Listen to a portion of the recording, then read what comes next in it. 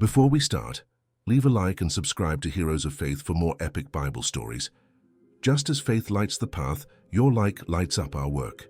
Before the first star lit its sacred pyre in the vast heavens, before time had a ruler to measure its passage, there was only silence and voice. From this abyss of raw potentiality, where non-being struggled against being, arose Michael, a flame lit in the gap between decree and manifestation. There was no immediate jubilation, nor a chorus of seraphim to receive him, for he was the first of the warriors, the incarnate solitude of the newly established order. His essence was not one of rest or contemplation, but of eternal vigilance and burden. The Eternal had created him to be the frontier, the incandescent boundary between what would be and what should have perished. His birth was a summons to a war that had no name yet, and he felt, from the first moment of his consciousness, the inexorable weight of the mission, to be the only point of loyalty in a universe that did not yet know what loyalty was, a guardian who would remain vigilant in the darkness where not even the Creator seemed to reside, only the echo of his word. The primordial murmur, that formless mass of energy that the Eternal had subdued with the first fiat lux, did not submit in silence. It was ancestral chaos, a formless entity, but filled with a cold and skeptical malice, rebelling against the geometry of light and the tyranny of purpose. To this colossal shadow, the Archangel Michael was nothing more than an ephemeral aberration, a spark destined to be swallowed by the vastness of nothingness. Chaos moved like a boundless ocean of darkness, mocking Michael's obedience with whispers that promised nothingness and oblivion. "What is the purpose of order?" the shadows hissed in a voice that was the sound of the universe unraveling. "Form is prison, law is weakness. Return to our embrace where there is no burden, no vigil, no pain of a solitary loyalty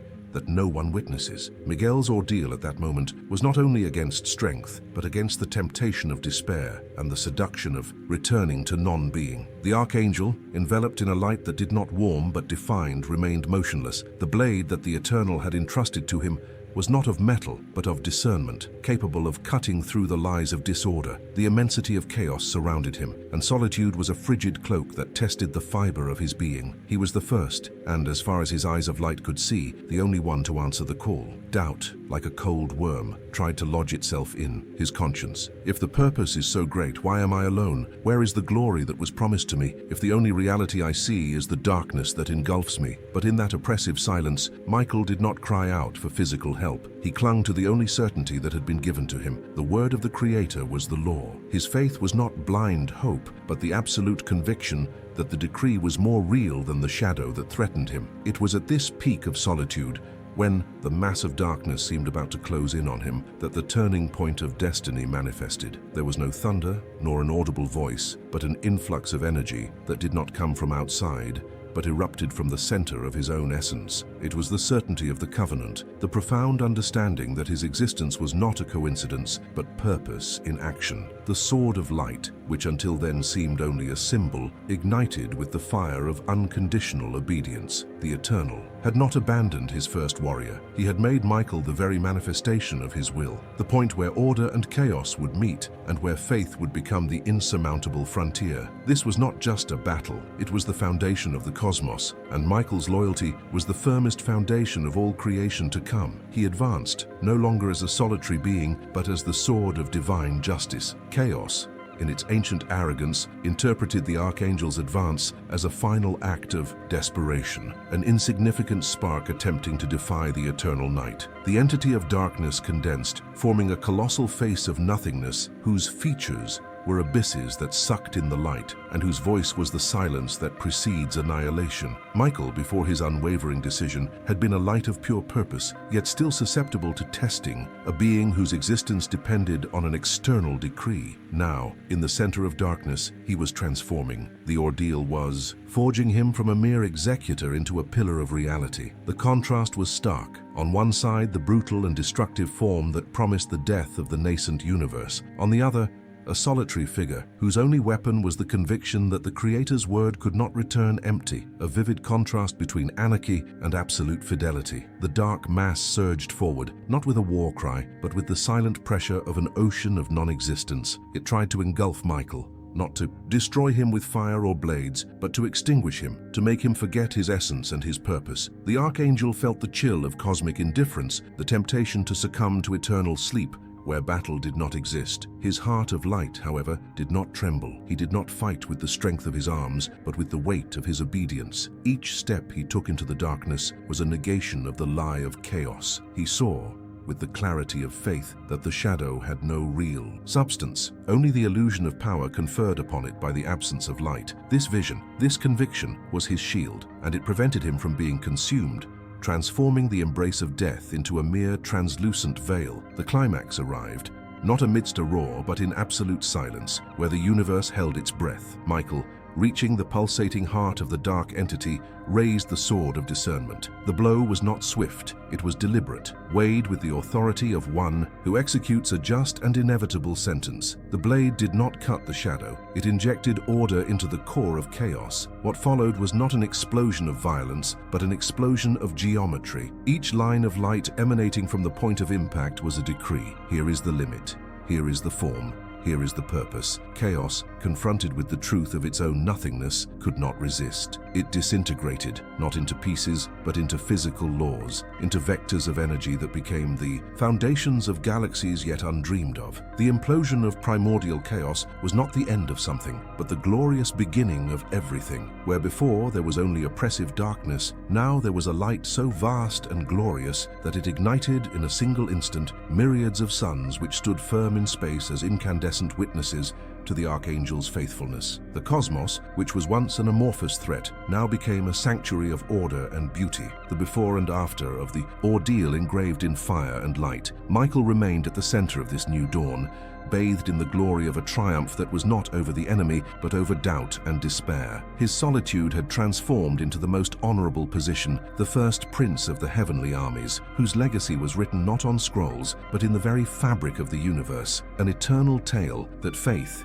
even when solitary, is the most powerful force in creation. With chaos reduced to mere vestiges of controlled energy, the Eternal sealed the decree that instituted Michael as the perpetual guardian. The burden of vigilance, once a cloak of solitude, became a garment of honor. He was no longer merely the warrior of the first battle. He was the symbol, the living prophecy that order would always prevail over anarchy. His figure, now established in radiant light, was forever intertwined with the existence of the cosmos. Wherever shadow attempted to regroup, wherever the lie of disorder subtly tried to infiltrate, the mere memory of his primordial triumph acted as anathema, a metaphysical barrier preventing the return of the abyss. The universe, which had just been born, had in Michael its first and most powerful oath of stability. In the stillness that followed the creative explosion, Archangel Michael felt not exhaustion, but a profound and serene satisfaction. The pain of trial, the pressure of nothingness, and the coldness of solitude had vanished, replaced by the unwavering certainty of purpose. He contemplated the new galaxies expanding in speed and harmony, and understood that the value of his faith lay not in reward, but in the confirmation of the divine word. His triumph was not over chaos itself, but over the possibility of his own failure to obey. In that instant, he knew that the true war was not fought with the sword, but with the fidelity of the will. His heart of light filled with such profound reverence for the Creator that it reverberated like a silent hymn,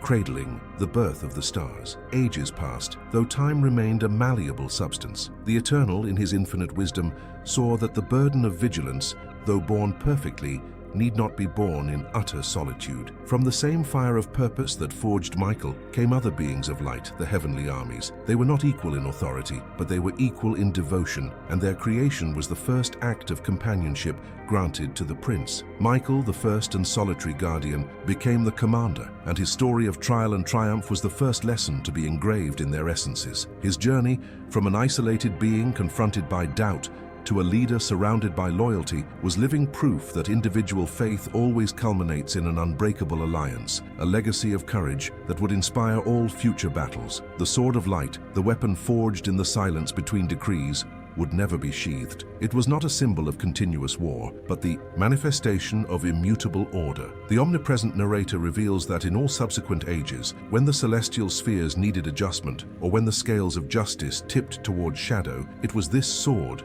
wielded by Michael, that performed the correction. Its brilliance was not merely light, but the memory of the first battle, the reminder that the universe was founded on the firmness of a single will that refused to yield to chaos. It was the guarantee that no matter how great the injustice or how profound the trial, reality would always realign itself with the Creator's original will, a promise of inevitable triumph. Michael's triumph was not limited to the defeat of the first shadow. It manifested itself in the ceaseless expansion of order. Where chaos desired stagnation and nothingness, the Archangel, under the command of the Eternal, established movement and form. Planets revolved in perfect orbits, laws of gravity were written with the fire of his sword, and the first echoes of life began to vibrate in the cosmic waters. The universe became the living antithesis of the primordial threat, a complex tapestry of beauty and purpose. The aftermath of the ordeal was a cosmic symphony, an eloquent testament that the solitary faithfulness of a warrior could generate the harmonious vastness of all creation. Michael's role allowed no rest. He was established on the front lines of reality, between the structured cosmos and the remnants of the abyss that still pulsed at the edges of creation. His vigilance was a sublime burden, a constant reminder that evil is never completely annihilated, only contained and relegated to the shadows. The omnipresent narrator reveals that, in his vigilant solitude, the Archangel did not feel the weight of the service, but the honor of the trust placed in him. His presence was the guarantee that the divine design, though mysterious in its entirety, was infallible in its execution, and he was the blessed instrument of that infallibility. In the eons that followed, Michael's justice was never tempered by anger or vengeance, but by the relentless need for order. When the first distortions arose in creation, not primordial chaos, but the impurities of free will, it was he who acted with surgical precision. His intervention was not aimed at punishment for punishment's sake, but at realigning reality to its original matrix. His sword did not destroy life, but cut through the falsehood that threatened it. His justice was the opposite of chaos's malice. It was the solemn affirmation that every being and every star had a place and a purpose, and that the guardian existed to ensure that this promise was kept, whatever the cost. This first and grand account of cosmic trial and triumph served as the eternal precedent for all journeys of faith to come. Long before any creature of flesh and blood felt the pain of injustice, Michael had already demonstrated that unwavering loyalty to a higher purpose is the only armor that chaos cannot penetrate. His victory was not merely a celestial chronicle, it was a prophecy for the children of dust, a map of redemption that taught that solitude in adversity is only the prelude to the manifestation of glory. He was the primordial testament that, even in the densest darkness, obedience is the light that ignites the path to triumph. Ages of geometric peace had passed, where order seemed unshakable, and Michael's legacy was the very stability of the universe. However, the great tale of faith demands continuous trials, and tranquility is never the final condition for a guardian. It was not external chaos that manifested again, but a subtle shadow, a perversion born within the light itself. The Eternal had granted free will to beings of great power, and with it came the possibility of deviation and arrogance. Michael's trial transformed. From confronting nothingness, he came to confront betrayal, a suffering far more acute than primordial solitude, for it involved the pain of loss and the indignation of subversion. The solemn narrator reveals that one of the most brilliant among the armies, whose name would echo as the symbol of the fall, allowed the skepticism of primordial chaos to find refuge in his heart. This being, once loyal, did not envy the Creator's power, but Michael's submission. Seeing fidelity as servitude and order as a cage, he began to sow doubt, not with threats, but with eloquent sophisms, questioning the merit of unconditional obedience. His malice was not the destructive hunger of chaos, but the insidious seduction of pride and self-exaltation, a darkness disguised as enlightenment. Michael's trial now was to discern the truth in the face of corrupted light, a test of faith that demanded more than strength. It demanded purity of heart. The Archangel, the first to accept the burden of order, felt an excruciating pain that not even the embrace of chaos had caused, the pain of division among his equals. He saw the seed of rebellion germinate, and his heart of light tightened with the weight of the inevitable confrontation. The test of faith this time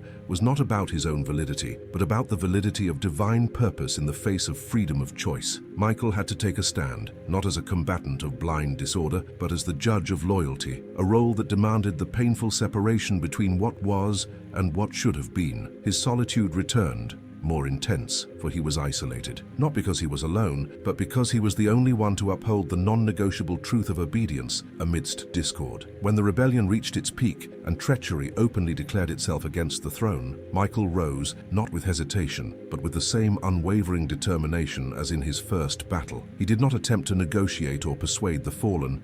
He simply declared, with a voice that resonated throughout all the celestial spheres, his unwavering fidelity, "Who is like God?" This declaration, more than a challenge, was a reaffirmation of the only principle that sustained creation. His faith manifested itself as the banner of truth, a standard of light that definitively separated the loyal from the traitors. It was an act of supreme obedience, which transformed the battlefield into a tribunal and the Archangel, from warrior to defender of divine sovereignty. The Second Great War was not fought with the fire of stars, but with conviction. Michael's sword, discernment, did not target bodies, but the lie that had corrupted hearts. It was a conflict of wills, where the unconditional loyalty of the prince clashed with the arrogance and skepticism of the fallen. The Archangel, with each movement, reaffirmed the hierarchy, the beauty of voluntary submission, and the fallacy of self-worship. He felt no hatred, but a solemn sorrow for the loss of purity. His triumph, prophesied since the first trial, was the manifestation of justice. The angels who refused to accept order willingly would be forced to accept the consequence of the disorder they had chosen. The rebellious angels, in their delirium of power, expected a clash of equal forces, but what they found was unquestionable authority. When Michael's light struck them, there was no physical pain but a metaphysical shock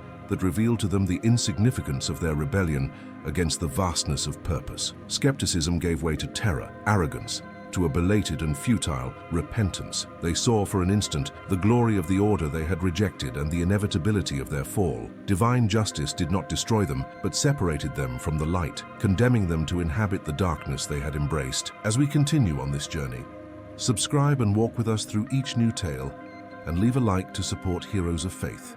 Michael's triumph was their final humiliation, proof that the Guardian's faith had been stronger than the sum of all his malice and power. The name of Michael, the rhetorical question that became a battle cry, "Who is like God?" ceased to be merely a title and became a seal of authority. His faithfulness, proven in 2 trials of opposing natures, solidified him as the Archangel of intervention. Before his trial, there was the uncertainty of a newborn universe. Afterward, there was the certainty of a cosmos governed by justice and order. His glory was not an ornament, but the light that sustained the wall between the kingdom of light and the abyss of perdition, a beacon of hope and an implacable judge of truth. The contrast between the solitude of the first battle and the glory of triumph over betrayal was the epic of his soul. In the beginning, he was a purposefully solitary being, facing absolute darkness with the sole certainty of a word heard. Now, he was the invincible commander, whose cry of loyalty echoed with the weight of all celestial history. The account of his life was a chronicle that trial does not diminish a being, but elevates it to its highest expression of fidelity. His journey proved that faith, tested and confirmed, is the only path to redemption and glory, a tale that would inspire the overcoming of all beings who, in future times, would be confronted by temptation and shadow. With the defeat of the rebellion,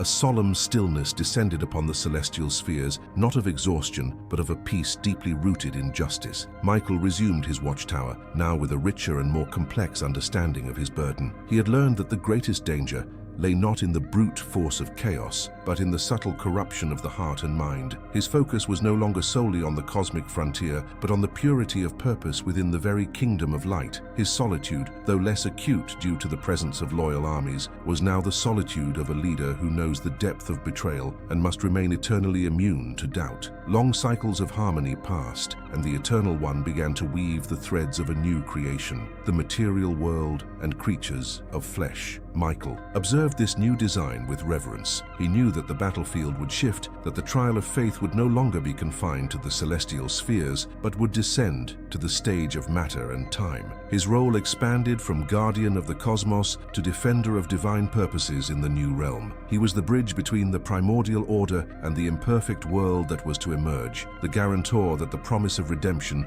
would always be accessible, even to the most fragile and fallible beings. The omniscient narrator offers a glimpse into the Archangel's deepest feelings. Michael was not a war machine, but a being of profound compassion and absolute justice. Contemplating the fragility of the mortal beings to be created, he felt a weight of responsibility. He knew that the same temptations that led to the celestial fall would be unleashed upon humanity by the defeated enemy. His resolve was renewed, not only to protect the throne, but to protect the innocence and potential of the new creation. His faith manifested as unwavering mercy, the promise that he would always intervene so that justice would prevail over injustice and truth over falsehood. Miguel's story became a living prophecy that triumph is not merely a future event, but a continuous intervention. He was the assurance that a higher will, though often hidden or misunderstood, was always at work, realigning destiny. His account of trial and triumph assured that even when darkness seemed to swallow hope and injustice appeared to reign supreme, the turning of fate was inevitable. His presence was the guarantee that the fulfillment of the promise was not a chance miracle, but the precise execution of a decree forged in the first battle, where the solitary faith of a warrior proved stronger than chaos itself. With the unfolding of material creation and the emergence of the first mortal souls, the Archangel's battlefield expanded, no longer solely against cosmic darkness or celestial treachery. His struggle became the protection of individual purposes amidst the fragility of time. The enemy, now fallen, lurked in the shadows of the new world, seeking to corrupt, deceive, and distort the faith of the children of dust. Michael's trial, in this new stage, was to guide without negating free will, to protect without hindering testing, a delicate balance between implacable justice and divine patience. Michael's struggle then took place in the invisible realm, in the silence of human consciousness. He did not manifest his power with earthquakes or fire, but with the inspiration of courage, the whisper of truth in the hour of temptation. The fallen, in their malice, attacked with deceit and despair. Michael responded with the remembrance of the order and the promise of redemption. His role was that of a catalyst for faith, the agent who strengthened the will of those who chose the light, transforming human trial into a test of loyalty that echoed his own primordial struggle. On several occasions throughout mortal time, Michael's justice has manifested itself with tangible power, a vivid reminder that the celestial order was watchful. It was not a final triumph, but a partial and necessary one, a temporary realignment of the scales against the forces of injustice. When deceit threatened to consume the truth of an age, or when the tyranny of the wicked seemed unshakable, the Archangel's presence was felt, not as a savior who nullifies effort, but as the judge who ensures the fairness of the battlefield. This intervention kept the flame of hope alive, teaching mortals that faithfulness, even in a world of shadows, is never in vain. The story of Michael, the first warrior, became the eternal moral of history for all humanity. His journey, from solitude confronted by chaos to the glory of an unwavering commander, was the model that faith is the only invincible weapon. His life was proof that trial is not abandonment,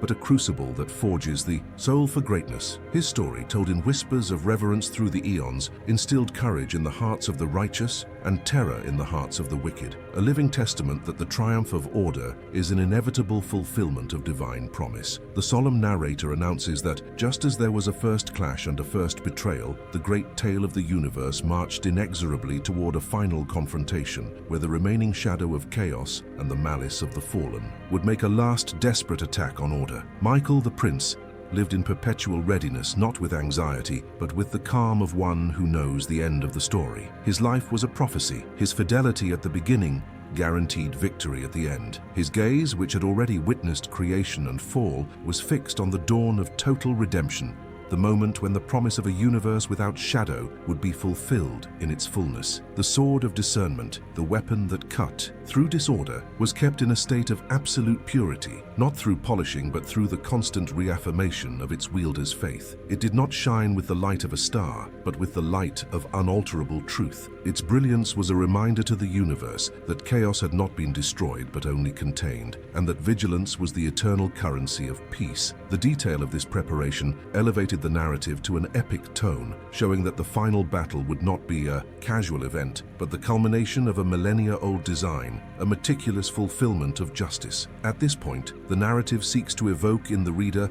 a profound mixture of reverence and satisfaction for the justice that was approaching. The indignation felt for cosmic and earthly injustices, the pain of solitude and trial, all would be redeemed by the final blow of Michael's sword. Redemption would not be a magical annulment of history, but the logical and inevitable conclusion of a tale. Founded on obedience, the Archangel, the first to bear the burden of the order, would be the first to witness its total triumph, and this certainty was the source of his unwavering strength. The final climax promised an even more vivid contrast. than the first. The before would be a world still stained by the shadow of doubt and death, creation still groaning under the weight of imperfection. The after is guaranteed by Michael's faithfulness, would be the total and absolute manifestation of glory, a new cosmos where form would be perfect and purpose universally understood. His figure, which began as a solitary flame, would end as the pillar of fire of victory, a symbol that loyalty to a higher purpose always culminates in the most radiant and complete transformation. Time, which had dragged on for eons of trial and waiting, accelerated toward its conclusion. The Eternal One issued a signal that was not of war, but of fulfillment. Michael, the prince, felt the call and summoned the Heavenly Armies, whose vast and innumerable ranks were living proof of the legacy of his own fidelity. His voice, once the silence between decrees, resounded like a clarion call that awakened hope and terrified the darkness. The moment of total justice had arrived, and the accumulated indignation of the centuries would be channeled into the final act of redemption. This was not a battle for survival, but the solemn ceremony of the affirmation of order. The fallen, led by the Prince of Lies, launched their final assault. It was not a power grab, but an act of desperation, a last attempt to flood reality with the illusion of chaos. Their strategy was the denial of hope, the sowing of fear and doubt in the hearts of the righteous. However, their malice encountered an insurmountable wall, the memory of Michael's primordial triumph. They saw, with growing terror, that the Guardian's unwavering faith had become the foundation of the universe, and that his victory was an inevitable outcome, a fulfillment of a promise they themselves had helped to seal with their initial defeat. The confrontation was brief, but of overwhelming metaphysical intensity. Michael advanced to the front line, no longer as a lone warrior, but as the axis of divine justice. His sword of discernment, gleaming with the fire of all trials overcome, needed no physical blow. His mere presence, the embodiment of fidelity, was enough to dismantle the illusion of darkness. The Prince of the Heavenly Armies opened a portal of absolute light, and with the authority conferred upon him, relegated the fallen and all remnants of chaos to the final abyss, sealing it with the power of order. Cosmic injustice was finally undone. The universe, freed from its last stain, burst forth in a glory that surpassed even the moment of its creation. Redemption was not merely victory, but the transformation of all reality. Where before there was the potential for shadow, now there was only light. Michael, the Eternal Guardian, contemplated perfect peace, and the satisfaction of his soul was a reflection of divine justice fulfilled. His journey, from solitude and trial to triumph and glory, was complete, and his legacy was the eternal peace of the cosmos, the eloquent proof that faith and obedience are the inevitable path to the promised victory. In the newly inaugurated eternity, devoid of shadow and threat, Michael did not seek rest, but the serene contemplation of the purpose fulfilled. His figure, now bathed in the glory of total order, was the living testimony that every trial, every moment of solitude, and every test of faith had been necessary. He felt the profound satisfaction of knowing that his primordial obedience had guaranteed the existence of beauty and justice for all eternity. His mission was no longer to wage war, but to preside over peace, a role that conferred upon him the sublime dignity of being the archangel who sealed the triumph of light over all forms of darkness and disorder. The universe, the aftermath of all trials, was the perfect antithesis of primordial chaos. There was no longer any need for limits or barriers of fire. Order had become the very essence of reality. The stars sang in unison, redeemed souls walked in the light, and the fragility of time had been replaced by the solidity of eternity. This vivid transformation was Michael's ultimate triumph, not only victory over his enemies, but the healing of all creation. His legacy was written not in stone, but in the unbreakable harmony of a cosmos where malice had been utterly purged by faithfulness. The beings of light and redeemed souls, witnesses and beneficiaries of Michael's epic journey, looked upon him with a reverence bordering on adoration, but directed toward the purpose he embodied. He was not glorified for his strength, but for his unwavering faith. His story was retold in hymns of gratitude, not as a chronicle of war, but as an epic of loyalty, an eternal teaching that obedience to the eternal is the only way to overcome the deepest injustice. He was proof that faith, even when tested in the crucible of solitude, is the force that moves destiny and guarantees victory. The story of Michael, the first warrior, reached its climax as the tale of divine justice consummated. Evil had not merely been punished, but utterly removed from the tapestry of reality. The moral of the story was unequivocal. Trials exist to confirm fidelity. Solitude is the stage for the manifestation of the highest purpose, and the triumph of faith is the most glorious of all inevitabilities. His life was a moral elevation for the cosmos, a testament that the burden of the order, when embraced with absolute faith, transforms into a crown of eternal glory. The era of trial had ended. The universe, born from chaos and tested by betrayal, now rested in a peace that was not stagnation, but the perfection of ordered movement. Michael's solitude, the pain of his first vigil, had been completely redeemed by the eternal companionship of order and glory. There was no longer any need to doubt purpose or fear the shadow. His presence, once a beacon in the darkness, was now one of the countless lights that composed the vastness of celestial harmony, but with the indelible distinction of being the warrior who fulfilled the promise. Michael's story did not fade into history. It became cosmic memory, the first and most fundamental account of faith. Each star that shone, each law that governed movement, was a silent paragraph in this epic chronicle. His journey, told by the omnipresent narrator, was the epic of overcoming, a lesson that destiny is not a blind force, but the manifestation of a superior will that honors unconditional loyalty. He was the archangel who demonstrated that true strength lies in obedience, and that triumph is the inevitable fulfillment of a greater design. Michael's triumph was immutable, an eternal guarantee for all future times. The time before, the ordeal with its injustice and suffering, had been permanently subjugated by the time after redemption. He was proof that the turning point of destiny, guided by a higher will, is always more powerful than the sum of all adversity. The final account caused profound satisfaction and solemn reverence, for it sealed the truth that faith, even in the face of annihilation and betrayal, is the key to the victory that transforms burden into glory. The narrative's focus returns, for the last time, to the protagonist's journey of transformation. Miguel was not merely an instrument, he was the being who evolved from the purity of purpose to the perfection of fidelity. His spiritual and physical transformation was complete. From a solitary flame, he became the pillar of the eternal order. The contrast between his initial pain and his final glory was the high point of the epic, teaching that trial is not an end, but the forge where the warrior's soul becomes unbreakable for all eternity. And so, the omnipresent narrator seals the tale of Michael, the Prince of the Order. His story is not merely a chronicle of celestial battles, but the most profound and solemn teaching on the nature of faith. The final lesson resonates through eternity. Solitude in adversity is the opportunity for the undeniable confirmation of loyalty, and injustice endured with faith is the prelude to the manifestation of the most perfect and complete justice. Michael's destiny, to be the first and solitary guardian, culminates in the glory of being the guarantor of eternal peace, a triumph that elevates the morale of all creation and inspires the overcoming of all beings who seek the light. Michael's legacy is not a monument, but a perpetual echo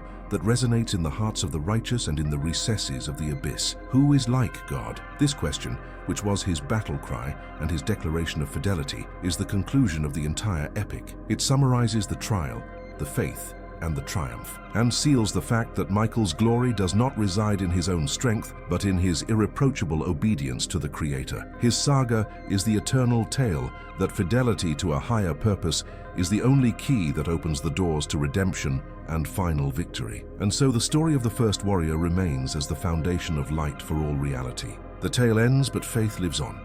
Subscribe, like, and be part of this mission to keep the light of truth burning.